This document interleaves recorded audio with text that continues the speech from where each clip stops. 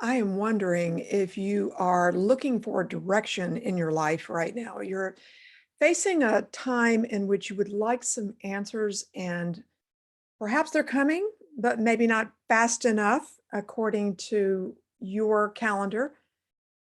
Is life calling you in some way and you're not able to hear the messages? Well, today we're going to talk all about this. And obviously, this is a very big topic.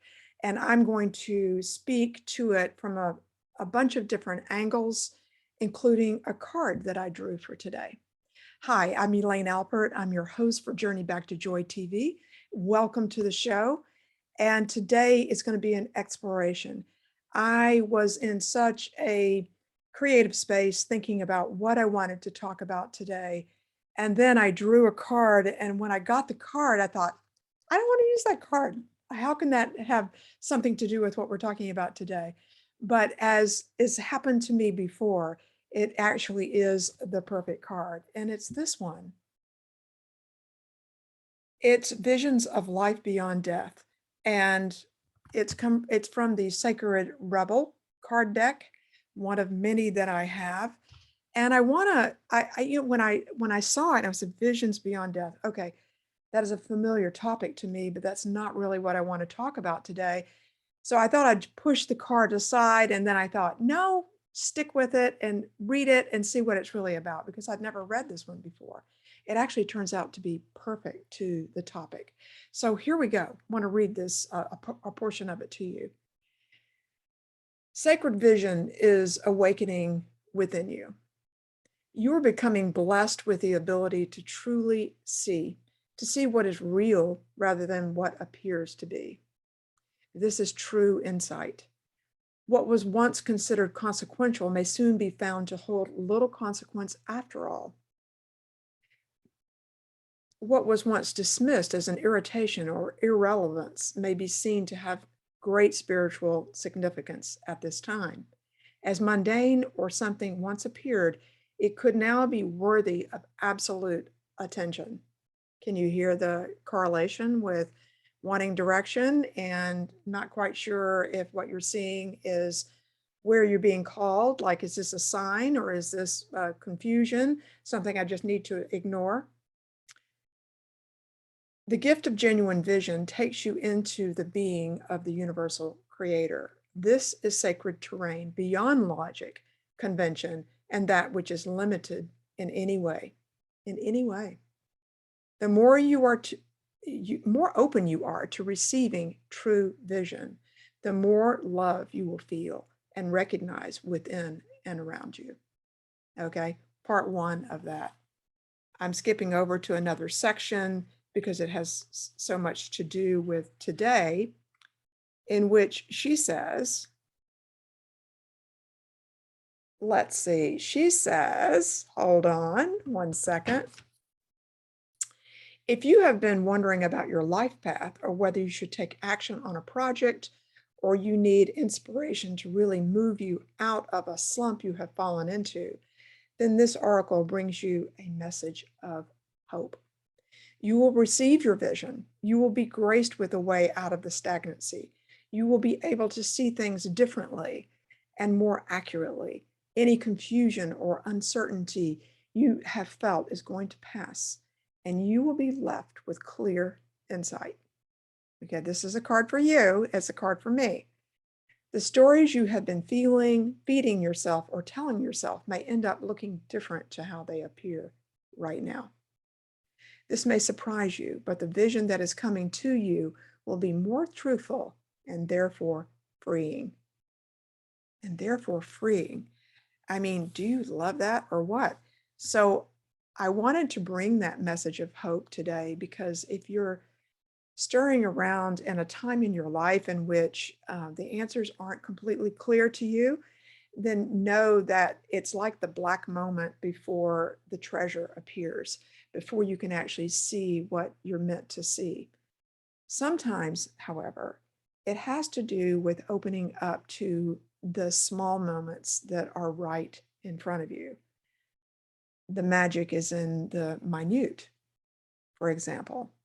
And The reason I say that is because what I've noticed in my life is that when I start opening up to moments like that, the really small moments, as opposed to looking for the big answer, when I get into trying to figure it out and plan it out and schedule it and all that kind of stuff. But when I start paying attention to the magic in the minute, something else starts to shift. I think about a time not long ago when my husband Tom and I were sitting on our deck. We live on a little pond, and it was a Sunday morning, and we were being lazy and just hanging out and really had no big plans for that day. We just wanted to be. So our state of being was at a, I would think, a pretty high frequency because we weren't in demand that anything occur. We were just present. And we were looking out over the pond and not really saying anything. And then I picked up my coffee cup and something started to happen to me. I started to experience what I call time magic, when time starts to kind of slow down and it starts expanding and something is opening up. I once designed a course called Time Bending, more on that later, but the time started opening up and I could feel something shift in the space, like something was melding. I was melding with what was around me and just feeling so at peace and connected. And when I looked over to Tom, I held my cup up and I leaned it towards him. And the really amazing thing was, it felt as if I was tapping something, like tapping a glass. And then I realized I was tapping the mirror. And as I looked at him, he was me, I was him. We were in something together, and our eyes caught each other's across, and he saw that something was going on, and he started to talk, and I said, no, wait, because I wanted to see how long this would last, and it went on. So I said, I pointed to my coffee cup, like, pick up your cup. He picked up his cup, and then he reached it towards mine, and we tapped cups, and I could literally feel as if this mirror between my world, his world, they were like meeting in this amazing, awesome way. And then he started to feel it. I could tell because the look in his eyes. And the more we looked at it, each other, the more it expanded. And then out of nowhere, two blue herons flew in, which has never happened before. We usually get one coming, but here were two blue herons, which to me, I immediately thought, oh, this is us. And they flew in, swooped across the lake, went up in the sky, did a whole dance above the lake, swooped back over, and then flew away. So that magical moment extended into a few minutes. And of course, I didn't want it to go away, but it really touched me so much to know that I had that kind of Sunday morning access to all that is, that there's something more that we're available to tap into if we're paying attention to those small moments and aren't so wrapped up in the 5-year vision, if you know what I mean. I think about stories of people in our history.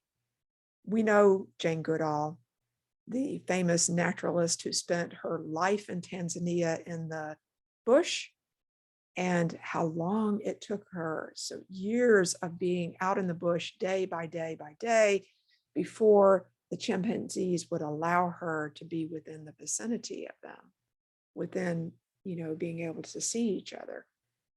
And as time passed, with her level of patience and paying such close attention to detail in that time, it was so powerful because she was not in a hurry. She was able to slow time down and let everything be right in front of her, not need to get anywhere. She was just exploring. And I'll tell you what happened with her. You may know that story and how it changed her life. But I want to go back a bit to her childhood when she was just 4 years old. And she had this really natural curiosity living on a farm. She wanted to know where the eggs came from when her mom would go in the hen house and get them out of the nest. Where were they? There was no opening in the hen to get this large egg from. How could this be happening? So one day at 4 years old, she went into the hen house and she immediately went over to one of the nests. And when she did that, it scared the hen. Hen jumped up and she realized, oh, I need to take it slower. I need to like hide and like not know, let anything over there know what I'm up to, just be present. So she went on an afternoon and hid in the hen house and covered herself up with hay so that when the hen came in, it couldn't see her. And she must have done a really good job at 4 years old to have hidden that well. But she waited and she waited and she waited. In fact, she was in this hen house for 4 hours. Meanwhile, her family was going crazy looking for her. They thought she was lost. They didn't know what had happened to her. They were running all over. They were calling, yelling, and Jane was not responding. She was on a mission. And so as she sat there very quietly, finally, after all this time, a hen sat on the nest, and then she watched as the hen stood up and that egg dropped out, and she was ecstatic because she got to see something that very few people witness the moment that egg is born. She ran from the hen house, calling to her mom, "Mommy, mommy, mommy." And her mother, who had been really frantically looking for her, didn't push her down, tamp down her voice, tell her to be quiet, scream at her about where she had been. Instead, she said, "What is it?" And Jane said, "I just saw the egg fall. I saw the egg fall." And instead of her mother saying, "Yes, but we've been looking all over for you. Where have you been?" She said, "Come to me and tell me all about it. Tell me your story. I want to hear everything." And so Jane was able to express everything that she had seen in her childlike excitement. And that is so powerful, that her natural proclivity to be in with the animal in that way and with nature in that way, and um, not have anyone push that out of her or tell her she shouldn't be like that or shame her in some way. Instead, she had a mother who nurtured her. In fact, her mom, when Jane decided to go to Tanzania and everybody thought she was crazy, her mother said, "I'll go with you." And she went with her and actually cooked Jane's meals for her and took care of things so that Jane could spend all of her time out in the bush, paying attention to what she was called to do.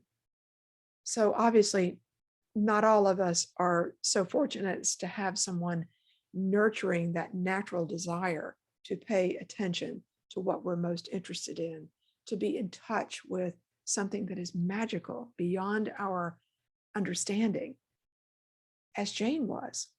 Or perhaps you did grow up in a household like that where your interests were very nurtured. I kind of had it both ways. On one hand, my father really wanted me to be an artist.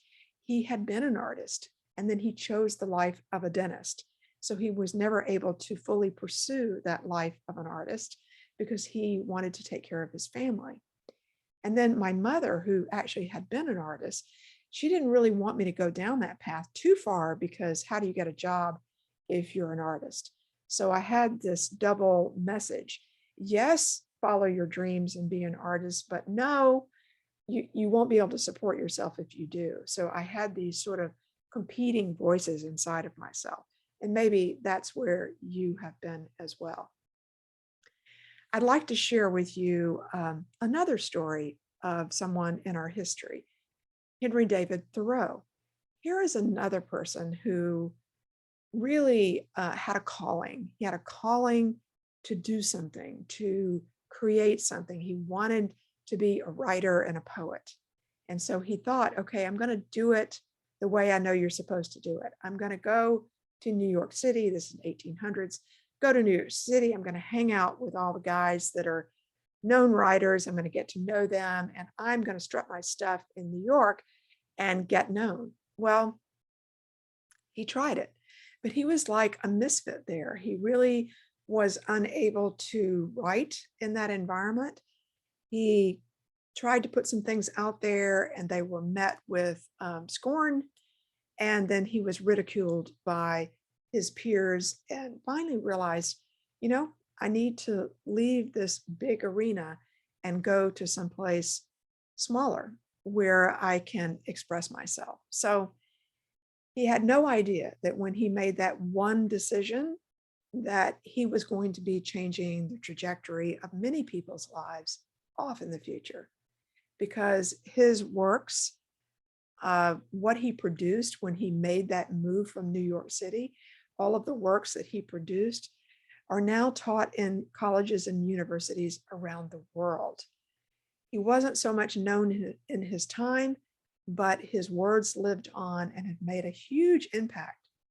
What he did was he decided to go back to where he had grown up. In fact, he moved to an area that was within his mother's distance of coming over and delivering cookies to him.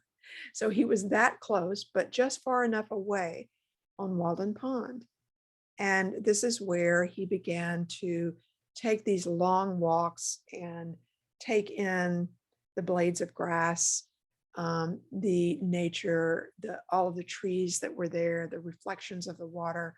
And he began to hone in and receive messages from what was right in front of him. And instead of looking outside and trying to get the approval or get the big signs or figure it all out like he was trying to do in New York, he instead turned within and he turned to the environment right around him. And in that way, the small became large, and he was able to write Leaves of Grass and other pieces of poetry that became quite well known. And there was a quote at the beginning of Leaves of Grass that I want to read to you. I bet you've heard it somewhere before, but just as a reminder, he said, I celebrate myself and sing myself, and what I assume, you shall assume, for every atom belonging to me, as good belongs to you.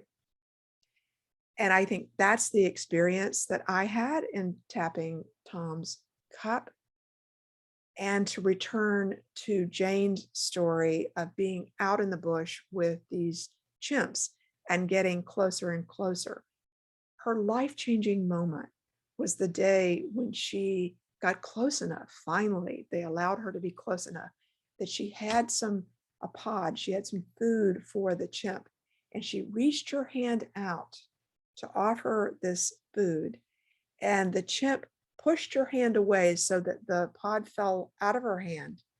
And then he reached forward and placed his chimpanzee hand in hers.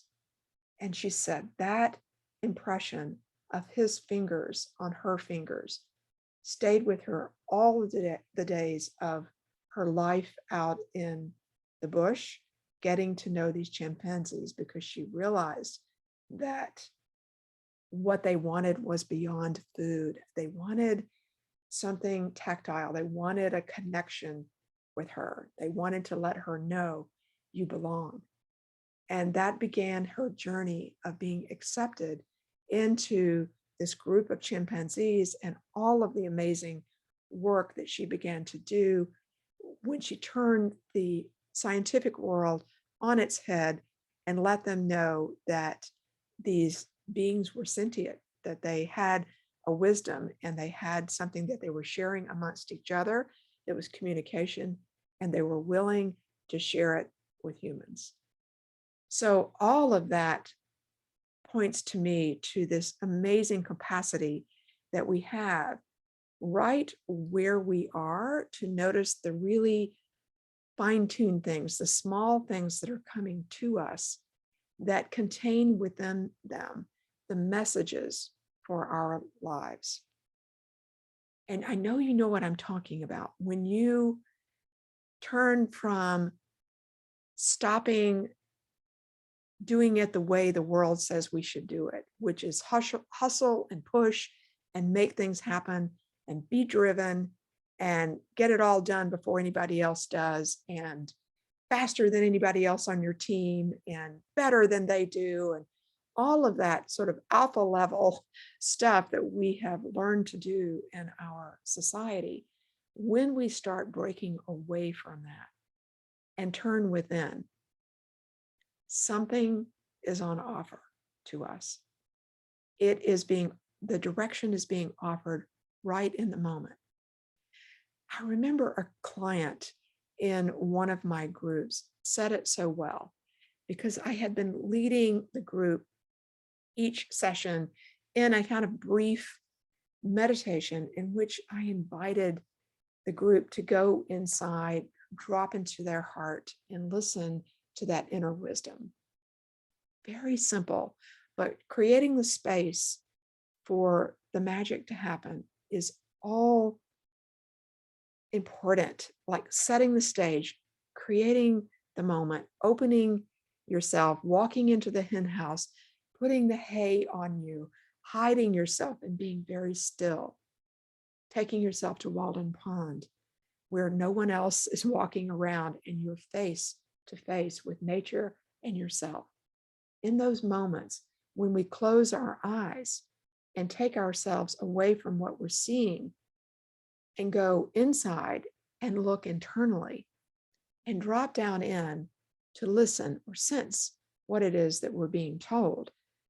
This client said to me, I don't know why it took me until 50 years old to know that it's all inside. That it was that simple that I could go in and ask for that direction at any point.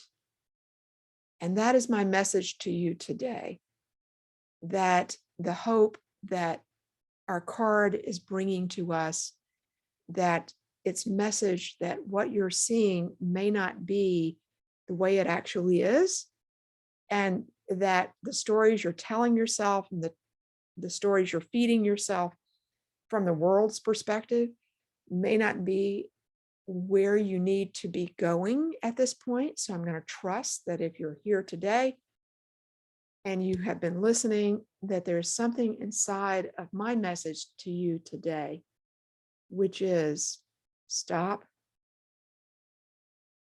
slow down, become aware of how much you want the world to give you the answers that you're seeking.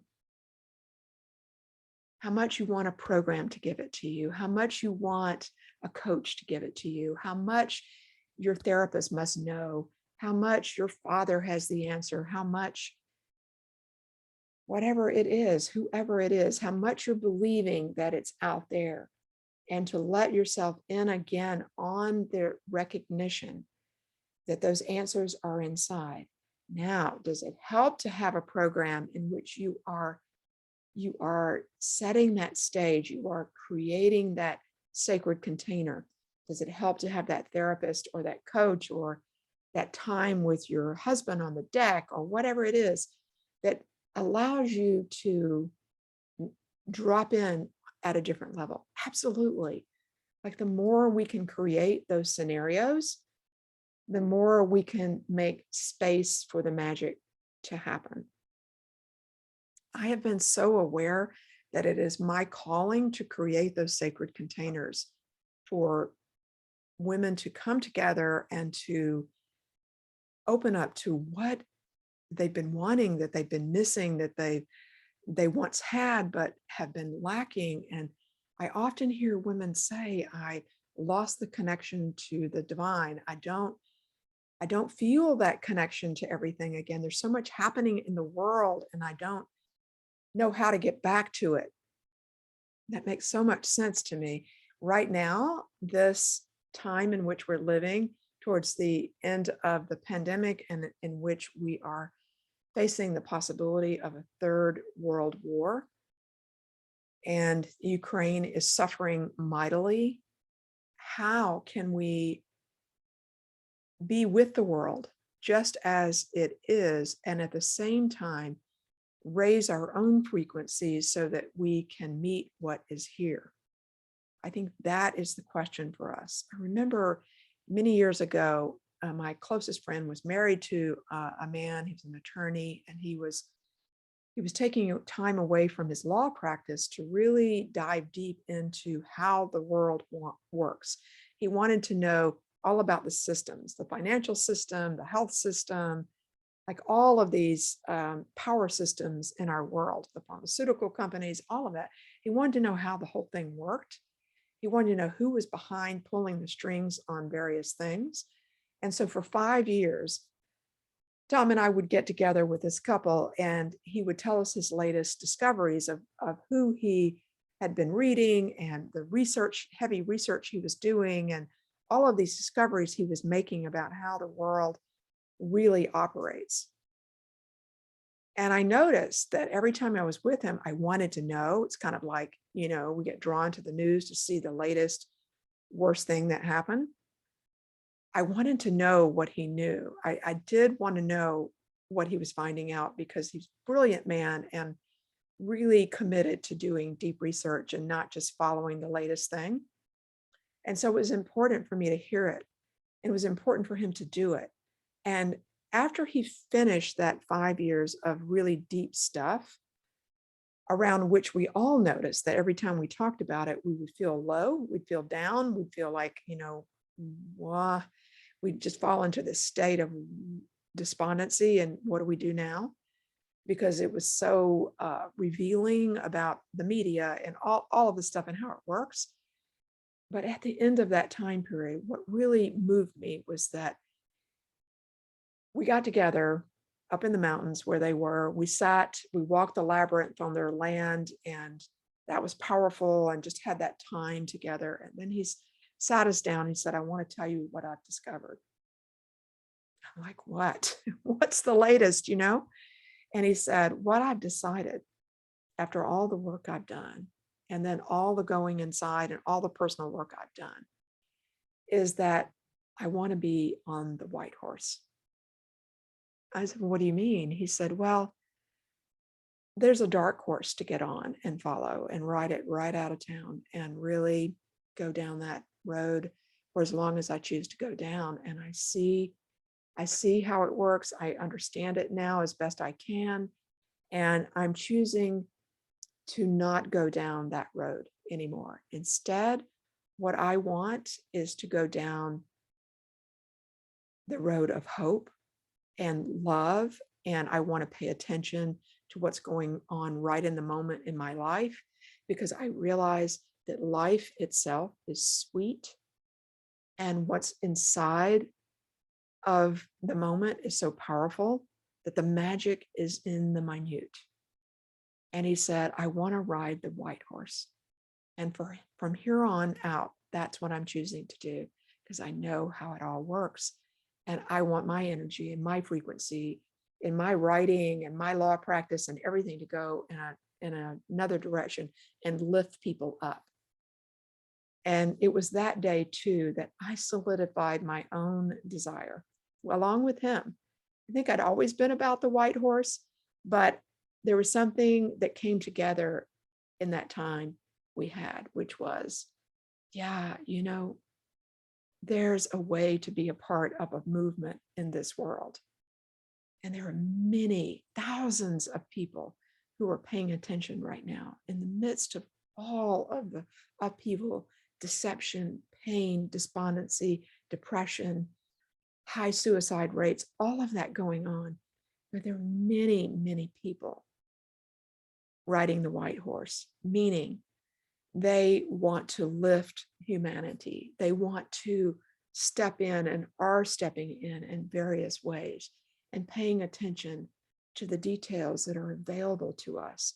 But life itself is evoking us with all of these small moments and the beauty in nature and these things that happen sitting on our deck and these signs that we get from other realms, letting us know inside that what we're doing is following a track that is really vital and important.